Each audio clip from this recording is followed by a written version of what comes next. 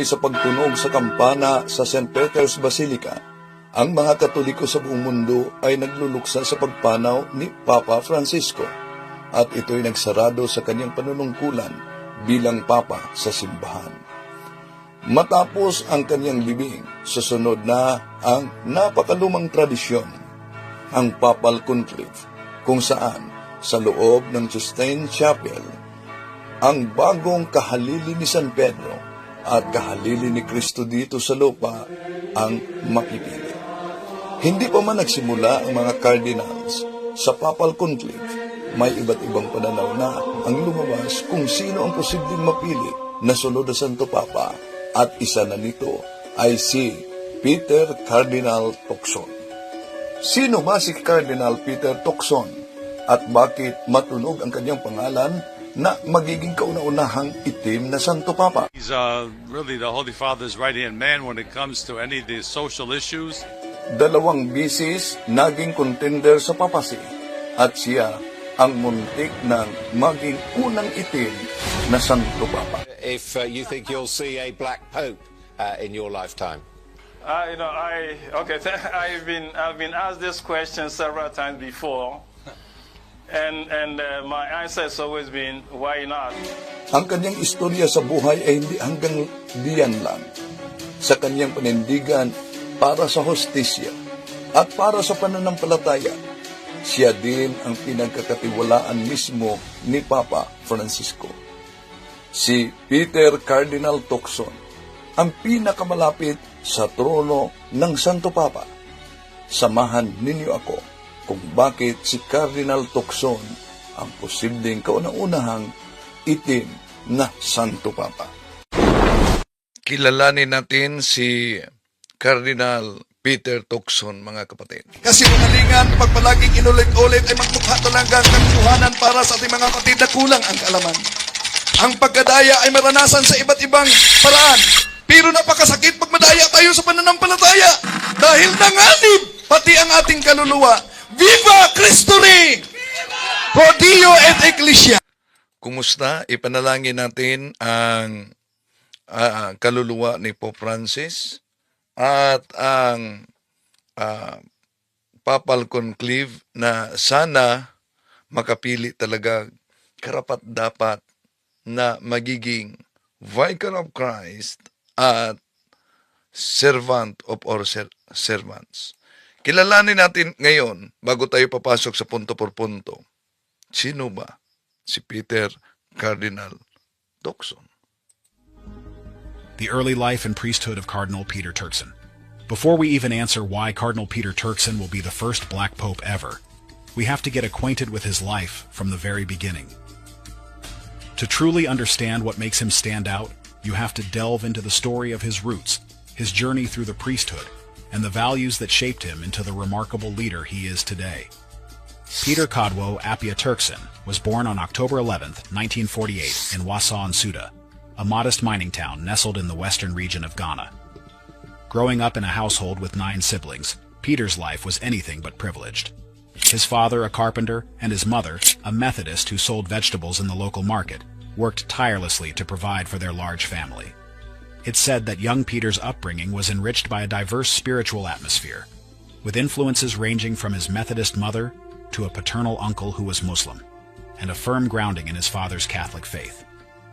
From an early age, Peter showed an insatiable curiosity and a natural inclination toward education and spirituality. He began his academic and spiritual journey at St. Teresa's Minor Seminary in Amasano, followed by St. Peter's Regional Seminary in Paidu. A young Peter soon realized his calling and made his way to St. Anthony-on-Hudson Seminary in New York, where he pursued his theological studies. Here, he earned not just one, but 2 master's degrees, one in theology and another in divinity. It was a pivotal period in his life, marked by intense study, reflection. Sandali muna, may nabasa ako dito. May nakapasok yata na miyembro sa iglesia ni Manalo. Si Taruma. Hindi po ba ikaw papalit, Mr. Tampered? Sorry, hindi pala pwede. Ang tanong, ba't umanib ka sa siktang Tampered kapatid, no? So, kahit pa nakapangalan yan sa pangalan ng ating Panginoon Kristo, pero nanatili pa rin yan na iglesia ni Manalo. Hindi talaga pwede. Wala kayong tunay na Diyos, kaya pag-isipan ninyo yan. Dahil kahit na palaging inulit-ulit na mga ministro ninyo na kayo maliligtas, imagination lang yan ninyo. Okay, tuloy natin. And a summer course at Albany University, which broadened his perspective.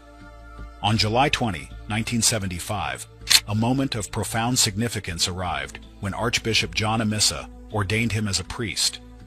This milestone wasn't just the beginning of his official priesthood, but the dawn of a journey filled with purpose, service, and a commitment to his faith. Peter Turkson's career in the church didn't stop at ordination. He quickly transitioned into academia, teaching at the minor seminary at St. Teresa's, where he began to mentor and inspire future priests. His passion for learning took him to Rome's prestigious Pontifical Biblical Institute, where he earned a licentiate in sacred scripture. After his return to Ghana, he stepped into leadership roles, becoming vice-rector at St. Peter's Seminary. During this time, he also served the community by taking on pastoral duties in a nearby parish, balancing scholarly pursuits with hands-on ministry. By 1987, Peter was back in Rome for doctoral studies in sacred scripture. Although his academic ambitions were cut short when he was appointed Archbishop of Cape Coast in 1992, this shift marked the beginning of a transformative chapter in his life. On October 6, 1992, Peter Turkson was appointed Archbishop of Cape Coast by Pope John Paul II. This appointment was a testament to his dedication and an acknowledgement of the unique blend of intellect, humility, and charisma that defined him. On March 27, 1993, he was consecrated by Archbishop Dominic Kodwo Ando, solidifying his position as a key leader in the Ghanaian Church. As Archbishop, Peter's influence extended beyond his diocese. From 1997 to 2005, he served as president of the Ghana Catholic Bishops' Conference, tackling pressing issues like education, social justice, and interfaith dialogue. In 2003, he became Chancellor of the Catholic University College of Ghana, further cementing his role as a champion of education. Pope John Paul II elevated Peter to the rank of cardinal in 2003, making him the first Ghanaian cardinal. But this is not the end.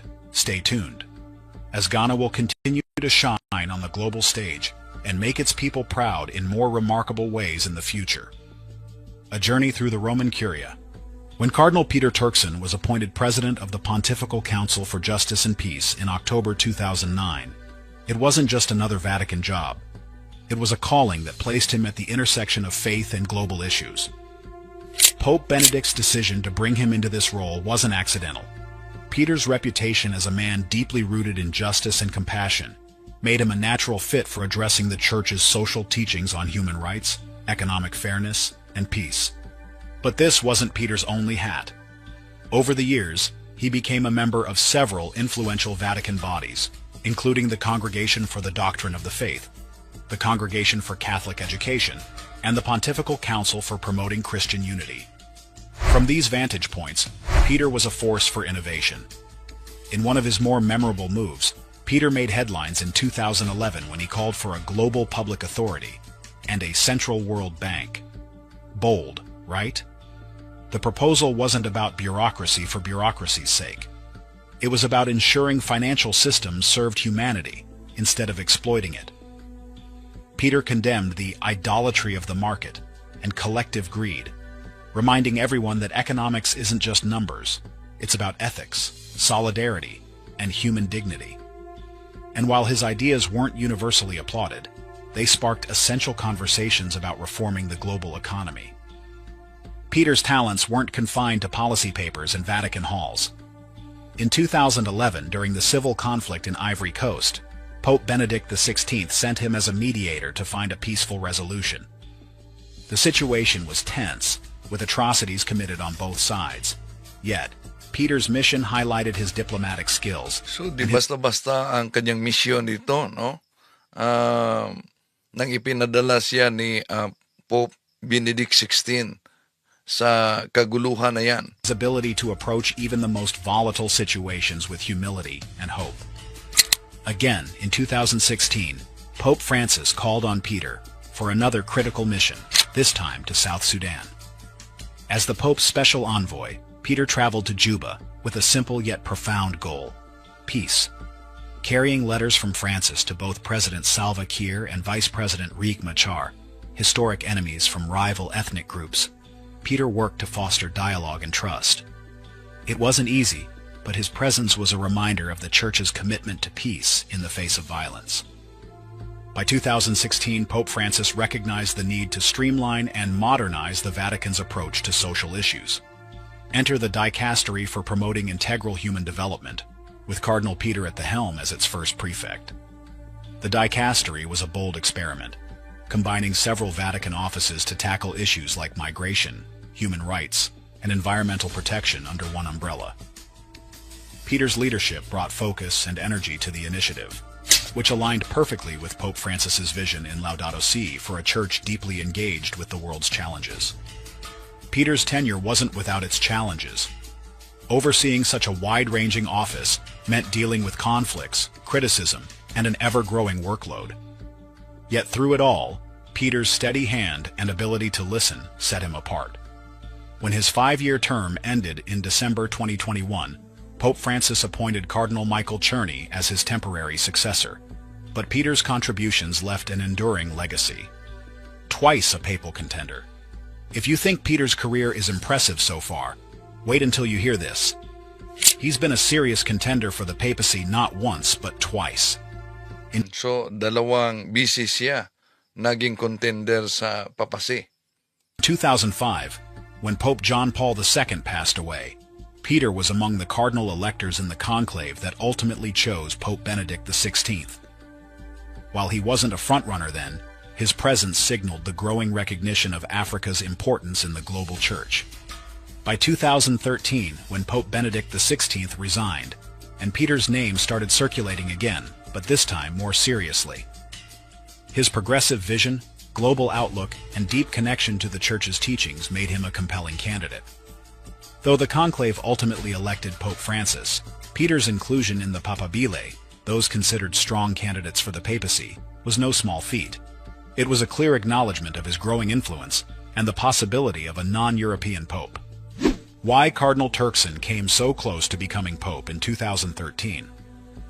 You must be wondering now, how did Cardinal Peter Turkson, a soft-spoken yet charismatic leader from Ghana, end up as one of the most talked-about candidates for the papacy in 2013? It's no small feat to be mentioned in the same breath as the papal crown, and Peter's name didn't appear on that list by chance. His rise to prominence within the Church was fueled by a unique combination of qualifications, charisma, and a deeply rooted connection to the contemporary issues facing the global Catholic community. At daming mga languages pala itong natutunan si Peter Cardinal Turkson. But why didn't he make it all the way? And does that mean the door is closed for him? Let's unpack this intriguing chapter of his story. Peter's candidacy during the 2013 conclave wasn't a fluke. It was the culmination of decades of dedicated service, intellectual rigor, and his ability to connect with people across cultures. First and foremost, his education and spiritual foundation gave him an edge. With degrees in theology and sacred scripture from some of the most prestigious Catholic institutions, including the Pontifical Biblical Commission in Rome, Peter was regarded as one of the intellectual heavyweights of the Church. Yet he wasn't just an academic locked in a library. He had years of pastoral experience under his belt. As the Archbishop of Cape Coast, he was someone deeply attuned to the needs of his people. When Pope Benedict XVI appointed him president of the Pontifical Council for Justice and Peace in 2009, Peter's profile skyrocketed. He became the Vatican's voice on critical global issues like economic ethics, social justice, and environmental protection. He spoke with authority on subjects many found uncomfortable, like the greed-fueling global inequality, or the urgent need for solidarity between rich and poor nations. His moral clarity and ability to frame these discussions within the teachings of the Church made him not just respected, but admired. Then there was his charisma. Peter speaks an impressive array of languages: English, French, Italian, Fonte, Hebrew, German, Latin, and even some Greek. It's no exaggeration to say he could talk to nearly anyone, anywhere, in their own tongue. Combine that with his warm personality and natural ability to command attention, and you had a figure who could inspire hope and bring people together. His African heritage also made him a symbolic figure, representing a continent where Catholicism is thriving and growing faster than anywhere else in the world. But despite all this, Peter wasn't elected Pope in 2013. Why not? The answer lies in the complex and often enigmatic dynamics of a papal conclave. For one, the Church at the time was at a crossroads, grappling with scandals and a growing perception of being out of touch with the modern world. Many cardinals felt the need for a transformative figure, someone who could rebuild trust and refocus the Church's priorities. Enter Jorge Mario Bergoglio, later Pope Francis, a humble reformer from Argentina who embodied a return to simplicity and a focus on the marginalized. Bergoglio's Latin American roots also resonated with a global church where Latin America has the largest Catholic population. Peter, though admired, may not have garnered enough support within the College of Cardinals. Papal elections often involve intricate networks of alliances and compromises, and Peter's lack of strong political backing likely worked against him. Additionally, some cardinals might have hesitated to break with tradition by electing the first African pope, despite the Church's growing universality. While many saw Peter's African origins as a strength, others might have viewed it as a bold leap they weren't ready to make yet. So, does this mean Peter's chance to don the white cassock is gone? Not at all. On the contrary, this will give him an advantage for a new opportunity, which we will discuss soon. A new chapter for Cardinal Turkson. Fast forward to 2022, and Cardinal Peter Turkson is once again at the center of Vatican intrigue. Pope Francis made headlines by appointing him as the new Chancellor of the Pontifical Academy of Sciences and the Pontifical Academy of Social Sciences. This wasn't just another routine reshuffling of Vatican responsibilities. It was a move that left many observers speculating. Is Pope Francis subtly endorsing Peter as a future pope? As we already mentioned, Cardinal Turkson, a towering figure in the Catholic Church, has always been admired for his intellect, diplomacy, and unwavering commitment to the Church's mission in a complex world. His new role as Chancellor is no small honor. It places him at the helm of two prestigious institutions that aim to bridge faith and reason, providing the Church with scientific and social insights to navigate the challenges of modernity. But let's rewind a bit. Peter's previous position as prefect of the dicastery for promoting integral human development ended in December 2021. His tenure was marked by significant contributions, but also some turbulence, including a Vatican-ordered inspection of the dicastery. The inspection, led by Cardinal Blas Kupik, prompted personnel changes and eventually Peter's resignation. When he stepped down, the Vatican faced a glaring reality. For the first time since 1977, there were no African leaders among the heads of its dicasteries. The lack of African representation caused ripples. Critics questioned whether this reflected a broader issue of inclusion within the Church's highest echelons. Enter Pope Francis, with his knack for shaking things up. By giving Peter a new and highly visible role, the Pope sent a message. Peter's contributions are far from over. As the new Chancellor of the Pontifical Academy of Sciences and the Pontifical Academy of Social Sciences, Peter now oversees institutions with rich histories. The Pontifical Academy of Sciences dates back to 1603, boasting luminaries like Galileo Galilei among its early members. Meanwhile, the Pontifical Academy of Social Sciences, founded in 1994 by Pope John Paul II, focuses on crucial issues like economics, sociology, law, and political science. Both academies aim to bring cutting-edge knowledge to the Church's mission, and Peter's leadership is expected to inject fresh energy into their work. So why all the buzz about Peter's future? For starters, Pope Francis's decision to elevate him came at a time when the Church was increasingly looking beyond traditional centers of power.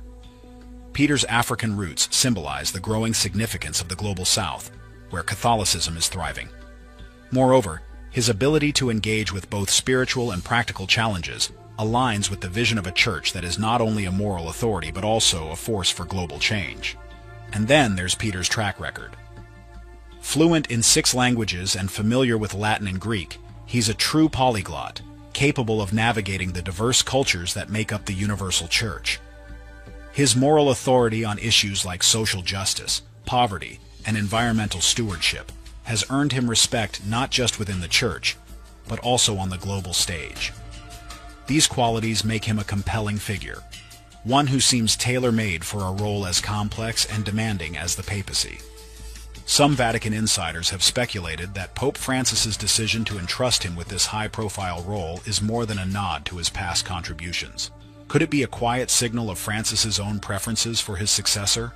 After all, papal appointments often have a way of shaping the future, whether intentionally or not.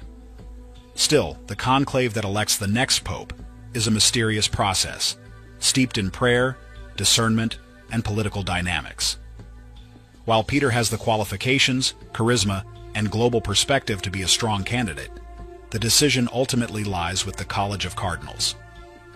And as history has shown, the outcome is rarely predictable. Yet, one can't help but feel that this chapter of Turkson's career is setting the stage for something bigger. His new role as Chancellor gives him a platform to address the Church's most pressing issues, while solidifying his reputation as a bridge builder between faith and reason, tradition, and progress. Pope Francis pointing on his successor. However, what were only assumptions in 2022 have become real chaos on social media and in the media after Pope Francis canceled his much-anticipated African trip. Many interpreted this decision as a sign of his age and declining strength, concluding that it could only mean one thing: the world would soon have a new pope. But these rumors took on a life of their own when whispers began circulating that Pope Francis himself had hinted at a potential successor, and not just any successor. As speculation swirled, one name stood out: Cardinal Peter Turkson. So here's why Cardinal Peter Turkson will be the first black pope. Pope Francis shared his thoughts with those closest to him, and soon exclusive news began to circulate.